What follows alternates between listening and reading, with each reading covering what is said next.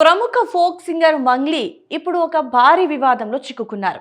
Investment పేరుతో వందల కోట్లు మోసం చేశారని అడ్వకేట్ సుబ్బారావు ఆరోపిస్తుంటే తన పరువు తీస్తున్నాడంటూ మంగ్లీ ఏకంగా సిపి సజ్జనార్ని ఆశ్రయించారు.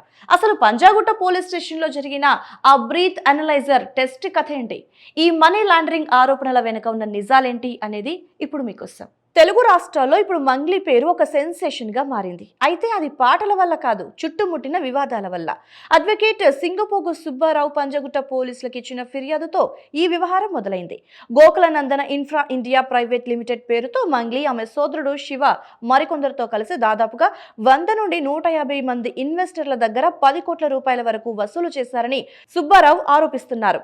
సినిమా ఫైనాన్సింగ్, రియల్ ఎస్టేట్ పేరుతో నెలకు 3 నుండి 5% వడ్డీ ఇస్తామని నమ్మించి కోట్లు కాజేశారని ఆయన ఫిర్యాదులో పేర్కొన్నారు. ఇన్వెస్టర్ల తరపున తాను డబ్బులు తిరిగి అడగగా స్టేజ్డ్ రోడ్ యాక్సిడెంట్ చేసి నిన్ను చంపేస్తామంటూ మంగ్లీ తనను బెదిరించిందని ఆయన సంచలన ఆరోపణలు చేశారు. అయితే ఈ ఫిర్యాదు ఇవ్వడానికి పంజగుట్ట పోలీస్ స్టేషన్కి వెళ్ళినప్పుడు అక్కడ ఒక పెద్ద హైడ్రామానే నడిచింది.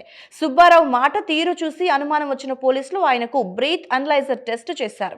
అందులో 27 పాయింట్ల రీడింగ్ చూపించడంతో అందరూ షాక్ అయ్యారు. అయితే తాను కేవలం కాఫీ తాగి వచ్చానని, పోలీసులు తనను అవమానించడానికే కావాలని ఇలా చేస్తున్నారంటూ సుబ్బారావు మండిపడ్డారు.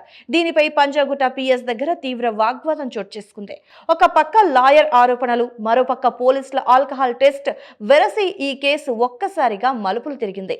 మరోవైపు ఈ వివాదం ముదురుతుండటంతో మంగ్లీ స్వయంగా రంగంలోకి దిగారు. మంగళవారం హైదరాబాద్ సిపి విసి సజ్జనార్ని కలిసి తన గోడును వెళ్లబోసుకున్నారు. సుబ్బారావు తనపై 150 కోట్ల మోసం చేశారంటూ దుష్ప్రచారం చేస్తున్నారని, తన క్యారెక్టర్ను అసాసినేషన్ చేస్తున్నారంటూ ఫిర్యాదు చేశారు. మార్చి 21 నుండి సుబ్బారావు తనను కలవాలని ఒత్తిడి చేస్తున్నారని, తాను నిరాకరించినందుకు తన పరువు తీస్తున్నారని మంగ్లీ పేర్కొన్నారు.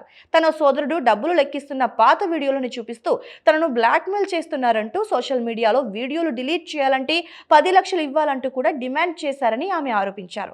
బిగ్ బాస్ హౌస్ లోకి వెళ్లడం కోసమే సుబ్బారావు ఇలాంటి పబ్లిసిటీ స్టంట్స్ చేస్తున్నారంటూ కూడా మంగ్లీ టీం ఆరోపిస్తోంది. మంగ్లీ ఇచ్చిన ఫిర్యాదు మేరకు ఇప్పటికే పోలీసులు సుబ్బారావుపై సెక్షన్ 79, సెక్షన్ 351 కింద కేసులు నమోదు చేశారు. అటు మంగ్లీపై కూడా పంజగుట్ట పిఎస్ లో చీటింగ్ కేసులు నమోదయ్యాయి. సిపి సజ్జనార్ ఆదేశాల మేరకు ఒక స్పెషల్ టీం ఈ మొత్తం వ్యవహారంపై లోతుగా విచారణ జరుపుతోంది. కోట్ల రూపాయల మైక్రో ఫైనాన్స్ మోసం నిజమా, లేక పరువు తీయడానికి జరుగుతున్న కుట్రనా అన్నది పోలీసుల దర్యాప్తులో తేలాల్సి ఉంది. ఏదేమైనా ఒక సామాన్య సింగర్ నుండి స్టార్ గా ఎదిగిన మంగ్లీ ఇప్పుడు ఈ లీగల్ బ్యాటిల్ ని ఎలా ఎదుర్కొంటుందో చూడాలి.